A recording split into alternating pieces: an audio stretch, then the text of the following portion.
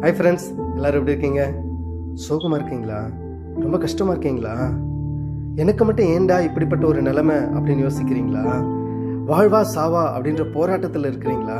நான் ஜெபிக்கிறேன், ஆண்டவர் ஆராதிக்கிறேன், சர்ச்சுக்கு போகிறேன், எல்லாம் பண்ணுறேன், அப்படி இருந்தும் சூழ்நிலை மாறலன்னு கலங்குறீங்களா? உங்களை போல தான் பைபிள் ஒருத்தர் இருந்தார். அவர் பேர் என்ன தெரியுமா? யோசேப்பு.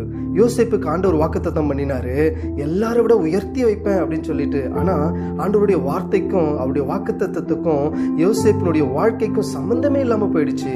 குழியில் விடப்பட்டாரு, அடிமையாக விற்கப்பட்டாரு, ரொம்ப மோசமான ஒரு நிலைமை. அப்படி இருந்தும் யோசேப்பு என்ன பண்ணார் தெரியுமா?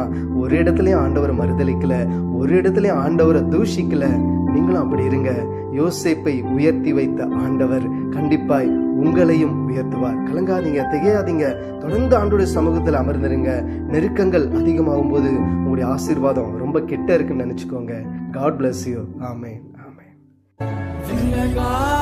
பிரியாத சமூகமே அதுதானே நிரந்தர சுதந்திரமே, வேறொன்றும் வேண்டாம்.